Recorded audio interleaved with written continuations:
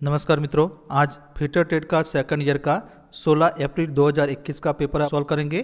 तो आज paper number 4, चलो शुरू करते हैं।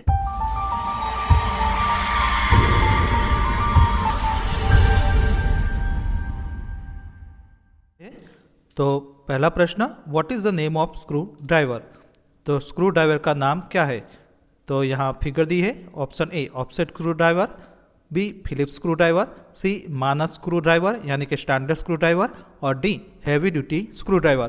तो उसका सही जवाब है option number A offset screwdriver. उसके बाद अगला सवाल।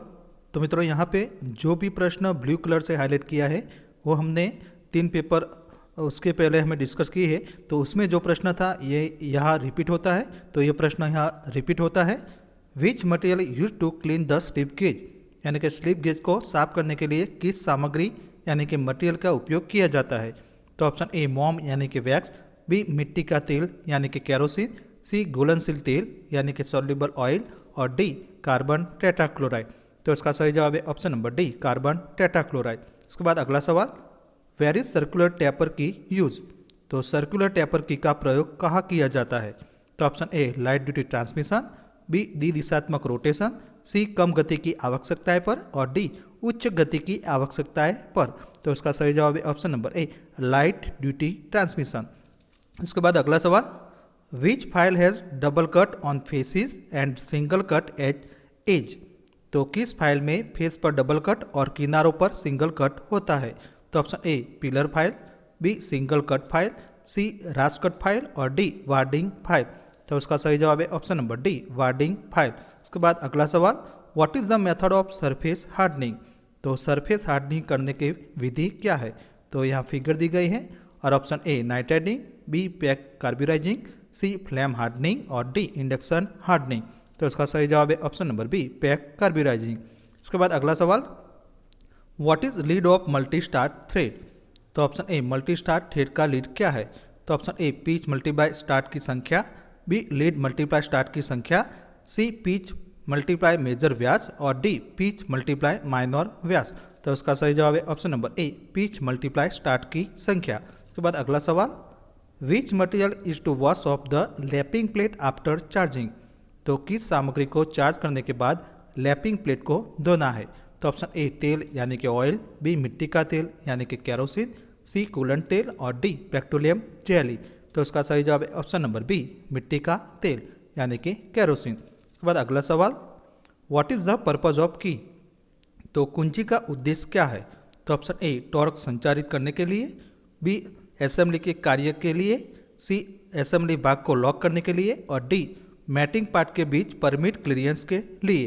तो उसका सही जवाब है ऑप्शन नंबर ए टॉर्क संचारित करने के लिए यानी कि टू ट्रांसमिट टॉर्क। उसके बाद अगला सवाल, which is the abrasive use for lapping soft steel and non ferrous metals. तो किस अपघर्षक यानी कि एब्रेसिव का उपयोग नरम इस्पात और अलोह धातु के लैपिंग के लिए किया जाता है। तो option A silicon carbide, B हीरा यानी कि डायमंड, सी बोरॉन कार्बाइड, और डी फ्यूज एल्यूमिना। तो उसका सही जवाब है option number D fuse alumina. उसके बाद अगला सवाल, why the tempering process carry out in steel. तो स्टील में टेम्परिंग प्रक्रिया क्यों की जाती है। तो ऑप्शन ए काटने की क्षमता जोड़ने के लिए, बी स्ट्रेस और स्ट्रेन को दूर करने के लिए, सी गैन संरचना को परिपुष्ट करने के लिए, और डी कठोरता और टफनेस को रेगुलेट करने के लिए। तो उसका सही जवाब है ऑप्शन नंबर डी कठोरता और टफनेस को रेगुलेट करने के लिए यानी कि to regulate the hardness and toughness. उसके बाद अगला सवाल, which type of bearing is design to take axial stress as well as radial load. तो किस प्रकार का बेयरिंग अक्षीय स्ट्रेस के साथ साथ रेडियल भार उठाने के लिए बनाया गया है। तो option A ball bearing, B roller bearing, C taper roller bearing, और डी कोणीय संपर्क बॉल बेयरिंग। तो उसका सही जवाब है ऑप्शन नंबर डी कोणीय संपर्क बॉल बेयरिंग यानी कि एंगुलर कॉन्टैक्ट बॉल बेयरिंग। उसके बाद अगला सवाल, which bearing material has low coefficient of friction and high material cost. तो किस बेयरिंग सामग्री में घर्षण का कम सह कुशलता और उच्च सामग्री लागत होती है। तो option A nylon, B Teflon, C thrust bolt bearing, और डी लेमिनेट फिनोलिक्स। तो उसका सही जवाब है ऑप्शन नंबर बी टेफ्लॉन। उसके बाद अगला सवाल, which bearing material is used for light loading and low speed application. तो लाइट लोडिंग और कम गति के एप्लीकेशन के लिए कौन सी बेरिंग सामग्री का उपयोग किया जाता है? तो option A cast iron, B tin क्रास्य, सी केडियम आधारित मिश्र धातु और डी कॉपर और लीड मिश्र धातु। तो इसका सही जवाब है option number A cast iron. इसके बाद अगला सवाल, what is the name of washer? तो इस वॉशर का नाम क्या है? तो यहाँ फिगर दी गई है और ऑप्शन ए आंतरिक प्रकार वॉशर, बी बाहरी प्रकार वॉशर, सी आंतरिक और बाहरी वॉशर और डी काउंटर संक वॉशर। तो उसका सही जवाब है ऑप्शन नंबर सी आंतरिक और बाहरी वॉशर, यानी कि इंटरनल एंड एक्सटर्नल वॉशर। उसके बाद अगला सवाल, what is the name of part mark the x? तो एक्स के रूप में चिन्हित भाग का नाम क्या है? तो यहाँ बेरिंग की फिगर दी है और option A ball case, B inner race, C outer race और डी बॉल सेपरेटिंग गेज। तो उसका सही जवाब है option number D ball separating gauge. उसके बाद अगला सवाल, which bearing material has poor thermal conductivity? तो यहाँ किस बेरिंग की ऊष्मीय चालकता यानी कि थर्मल कंडक्टिविटी कम होती है? तो option A nylon, B Teflon, C sintered alloy और डी लेमिनेट फिनोलिक्स। तो इसका सही जवाब है option number D laminate phenolics. उसके बाद अगला सवाल, what is the name of plumber tool to assemble और disassemble pipes of 50 mm to 150 mm diameter? तो 50 मिलीमीटर से 150 मिलीमीटर व्यास के पाइप को असेंबल और डिसअसेंबल के लिए प्लम्बर टूल का नाम क्या है? तो option A step wrench, B chain pipe wrench, C Stillson pipe wrench और D foot point pipe wrench. तो इसका सही जवाब है option number B chain pipe wrench. उसके बाद अगला सवाल, which type of pipe joint take branch at a 90 degree? तो किस प्रकार का पाइप जोड़ 90 अंश पर शाखा लेता है? तो option A coupling, B T शाखा, सी सन की रिड्यूसर और डी कॉन्सेंट्रिक रिड्यूसर। तो उसका सही जवाब है ऑप्शन नंबर बी टी शाखा यानी कि टी ब्रांच। उसके बाद अगला सवाल, what is the angle of deviation provide on elbow and bend in pipe work? तो पाइप के कार्यों में एल्बो और बेंड पर विचलन का कोण कितना होता है? तो यहाँ ऑप्शन दिए गए हैं, ए 90 और 45, बी 30 एंड 60, सी 20 एंड 40 और डी 60 एंड 45। तो उसका सही जवाब है ऑप्शन नंबर ए 90 एंड 45। उसके बाद अगला सवाल, what is the radius size for long radius elbow? तो लॉन्ग रेडियस एल्बो के लिए त्रिज्या साइज क्या है? तो ऑप्शन ए बोर पाइप के बराबर, बी पाइप के बोर से 1.12 बार, सी पाइप के बोर से 3 बार और डी पाइप के बोर से 2 बार। तो उसका सही जवाब है ऑप्शन नंबर बी पाइप के बोर से 1.5 बार। उसके बाद अगला सवाल, what is the name of jig? तो इस जिग का नाम क्या है? तो यहाँ फिगर दी है और option A box jig, B post jig, C turnover jig और डी सैंडविच जिग। तो उसका सही जवाब है option number C turnover jig. उसके बाद अगला सवाल, what is the purpose of setting block use in the fixture? तो फिक्सर में उपयोग किए जाने वाले सेटिंग ब्लॉक का उद्देश्य क्या है? तो ऑप्शन ए संतुलन वजन की स्थिति, बी क्लैंप और लोकेटर की स्थिति, सी मशीन की मेज पर स्थिरता की स्थिति और डी कटर से संबंधित स्थिरता और काम की स्थिति। तो इसका सही जवाब है ऑप्शन नंबर डी कटर से संबंधित स्थिरता और काम की स्थिति, यानी कि position the fixture and work related to cutter. उसके बाद अगला सवाल, what is the colour of the aluminium metal? तो एल्यूमिनियम धातु का रंग कैसा होता है? तो ऑप्शन ए पीला यानी कि येलो, बी लालसा यानी कि रेडिश, सी वाइटिश ग्रे और डी सिल्वरी वाइट। तो उसका सही जवाब है option number C whitish grey. उसके बाद अगला सवाल, what is the name of part mark the X in the belt drive? तो बेल्ट ड्राइव में एक्स के रूप में चिन्हित भाग का नाम क्या है? तो यहाँ फिगर दी है और option A step pulley, B driver pulley, C driven pulley और डी जॉकी पुली। तो उसका सही जवाब है option number D jockey pulley. उसके बाद अगला सवाल, which gear run more silently? यानी कि कौन सा गियर अधिक चुपचाप चलता है? तो option A spur gear, B mitre gear, C bevel gear और डी हेलिकल गियर। तो इसका सही जवाब है option number D helical gear. उसके बाद अगला सवाल, विच और प्रोड्यूस लीड मेटल? तो किस अयस्क से सीसा धातु उत्पन्न होती है? तो option A pyrite, B bauxite, C malachite और डी गैलेना। तो इसका सही जवाब है ऑप्शन नंबर डी गैलेना। उसके बाद अगला सवाल, which is the imaginary circle on 2 mating gear? तो 2 मेटिंग गियर का काल्पनिक सर्कल कौन सा है? तो यहाँ फिगर समझ के लिए हमने ली है और option A root circle, B pitch circle, C base circle और डी एडेंडम सर्कल। तो उसका सही जवाब है option number B pitch circle. उसके बाद अगला सवाल, which energy is converted hydraulic pump? तो हाइड्रोलिक पंप में कौन सी ऊर्जा परिवर्तित होती है? तो ऑप्शन ए थर्मल ऊर्जा को हाइड्रोलिक ऊर्जा में, बी विद्युत ऊर्जा को हाइड्रोलिक ऊर्जा में, सी वायवीय ऊर्जा को हाइड्रोलिक ऊर्जा में और डी यांत्रिक ऊर्जा को हाइड्रोलिक ऊर्जा में। तो उसका सही जवाब है ऑप्शन नंबर डी, यांत्रिक ऊर्जा को हाइड्रोलिक ऊर्जा में, यानी कि mechanical energy to hydraulic energy. उसके बाद अगला सवाल, what is the name of part marks the X in compressor. तो कंप्रेसर में एक्स के रूप में चिन्हित भाग का नाम क्या है। तो यहाँ एयर कंप्रेसर की फिगर दी है और option A relief valve, B thermometer, C shut off valve और डी प्रेशर गेज। तो उसका सही जवाब है option number D, pressure gauge. उसके बाद अगला सवाल, what is the unit of pressure in SI unit. तो एसआई इकाई में प्रेशर की इकाई क्या है। तो option A kilogram, B pascal, C pound और डी मीटर। तो उसका सही जवाब है ऑप्शन नंबर बी, पास्कल। उसके बाद अगला सवाल, which law state the pressure एक्सटेड on a liquid is transmitted equal in all the direction. तो किस नियम में कहा गया है कि एक तरल पर डाला गया दबाव सभी दिशाओं में समान रूप से प्रसारित होता है। तो option A Boyle's law, B Pascal का नियम, सी हुक का नियम और डी आर्किमिडीज सिद्धांत।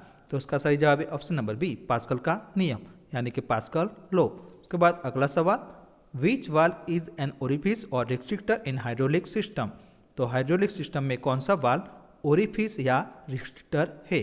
तो option A flow control valve, B check valve, C direction control valve और डी प्रेशर वाल्व। तो उसका सही जवाब है option number A, flow control valve. उसके बाद अगला सवाल, what is the name of part mark as a X. तो एक्स के रूप में चिन्हित भाग का नाम क्या है। तो यहाँ फिगर दी है और ऑप्शन ए आंतरिक टुकड़ा यानी कि इनर पीस, बी बाहरी टुकड़ा यानी कि आउटर पीस, सी रगड़ी वाली सतह यानी कि रबिंग सरफेस और डी सेंट्रीफ्यूगल वेट यानी कि केंद्र त्यागी वजन। तो उसका सही जवाब है ऑप्शन नंबर डी, केंद्र त्यागी वजन यानी कि सेंट्रीफ्यूगल वेट। इसके बाद अगला सवाल, what is the ratio of soluble oil added to water to get non corrosive effect. तो गैर संसारक प्रभाव प्राप्त करने के लिए पानी में घुलनशील तेल का अनुपात क्या होता है। तो ऑप्शन ए 1:05, बी 1:10, सी 1:15 और डी 1:20। तो उसका सही जवाब है ऑप्शन नंबर डी 1:20। उसके बाद अगला सवाल, which property state that the temperature of the lubricant is able to flow freely wide poured. कौन सी गुण यह बताता है कि स्नेहक का तापमान डालते समय स्वतंत्र रूप से प्रवाह करने में सक्षम है। तो ऑप्शन ए तेलीयता यानी कि ऑयलनेस, बी अग्निबिंदु यानी कि fire point, C power point और डी फ्लैश पॉइंट। तो उसका सही जवाब है option number C, power point. उसके बाद अगला सवाल, what is the main advantage of टू-थ्रेड चेन ड्राइव। तो दांतेदार चेन ड्राइव का मुख्य लाभ क्या है।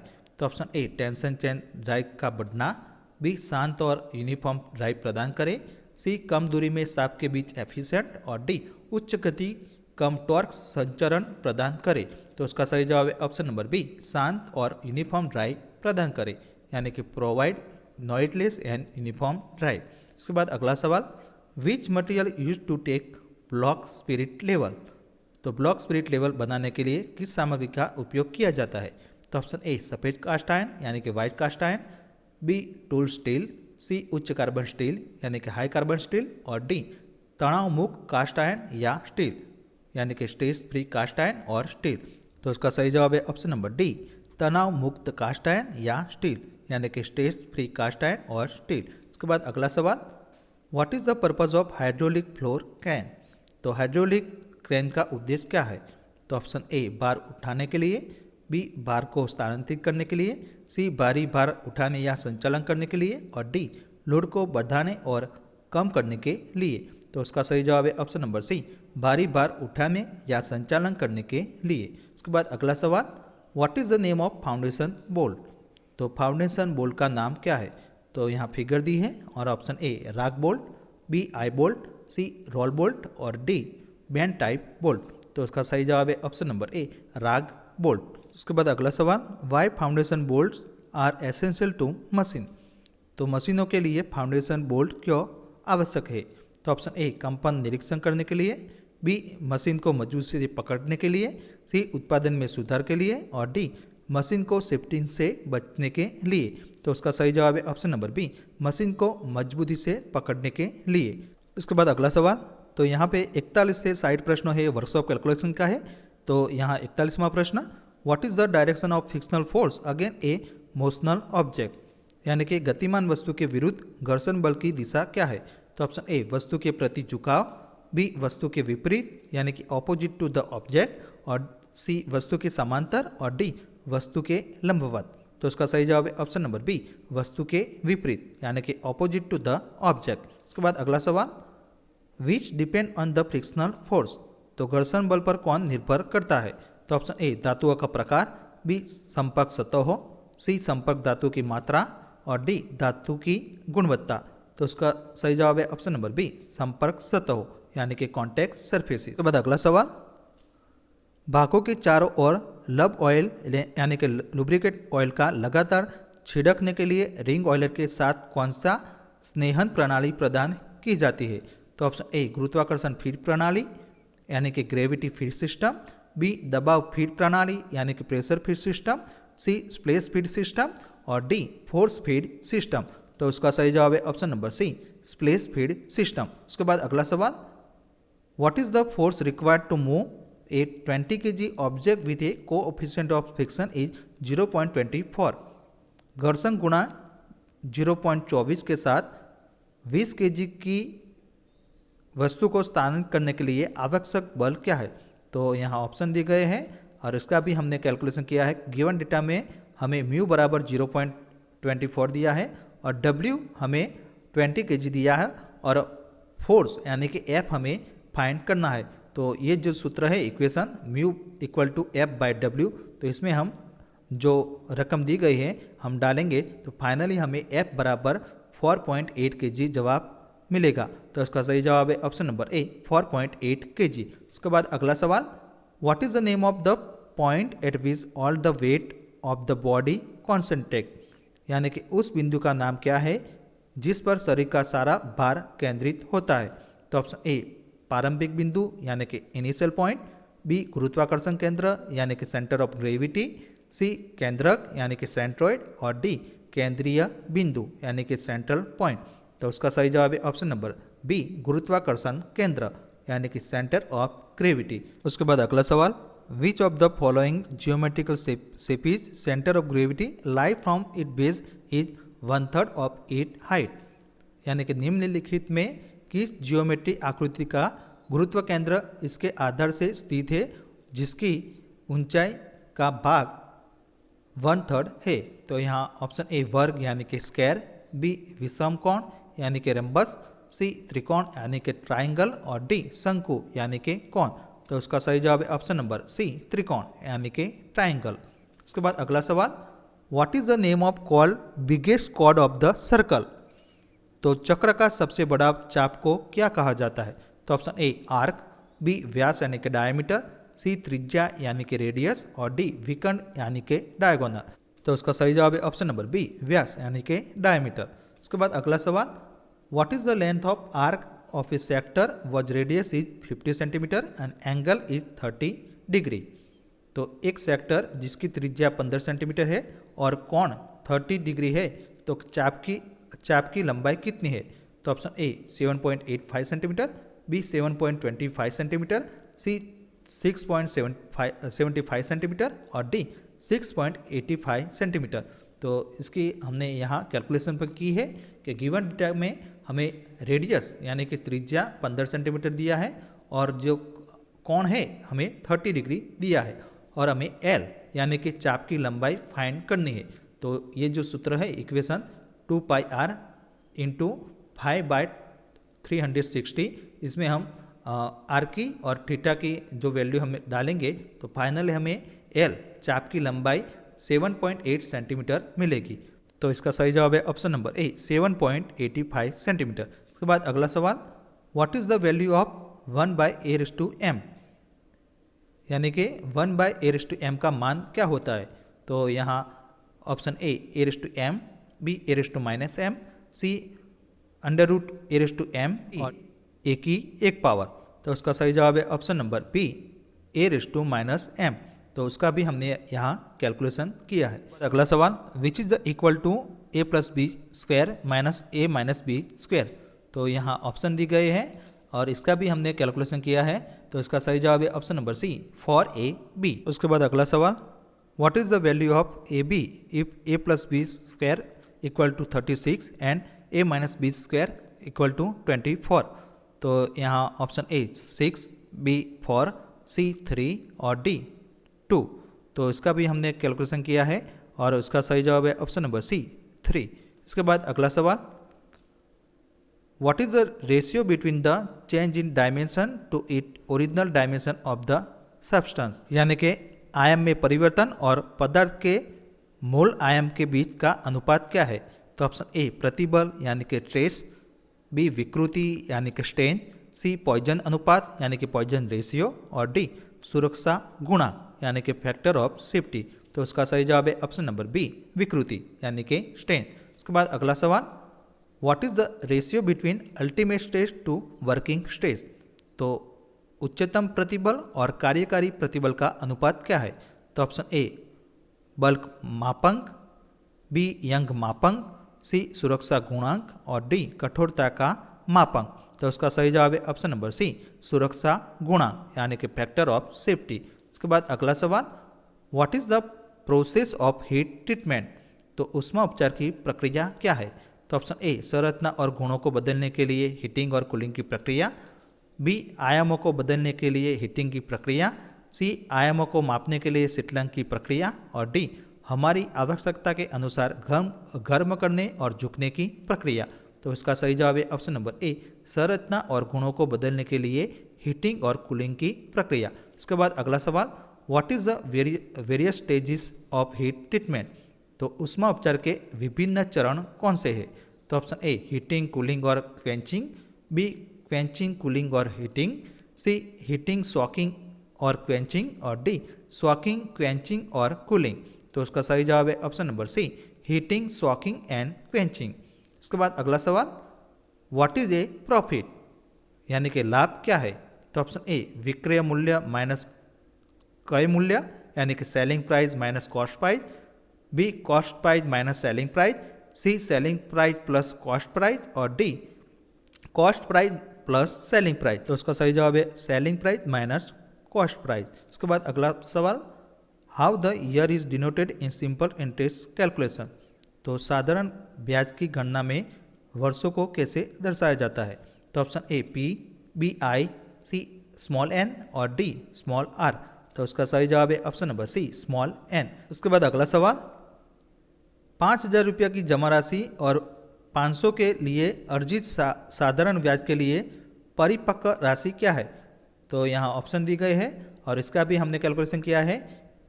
तो उसका सही जवाब है ऑप्शन नंबर बी 5500 रुपया। उसके बाद अगला सवाल, what is the name of booklet the rates of various term are indicate. तो पुस्तिका का नाम क्या है जिसमें विभिन्न दरों का संकेत दिया जाता है। तो ऑप्शन ए मूल्य बैंक यानी कि प्राइस बैंक, बी मूल्य गुच्छा यानी कि प्राइस बंच, सी मूल्य सूचनांक यानी कि प्राइस टैग और डी मूल्य सूची यानी कि प्राइस कैटलॉग। तो उसका सही जवाब है ऑप्शन नंबर डी मूल्य सूची यानी कि प्राइस कैटलॉग। उसके बाद अगला सवाल, what is the under estimate. तो अंडर एस्टिमेट क्या है।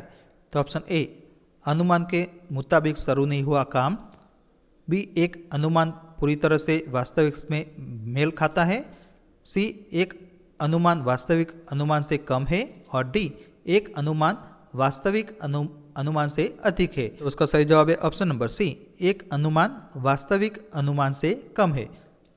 तो मित्रों नेक्स्ट वीडियो के अंदर हम पेपर 5 के बारे में चर्चा करेंगे।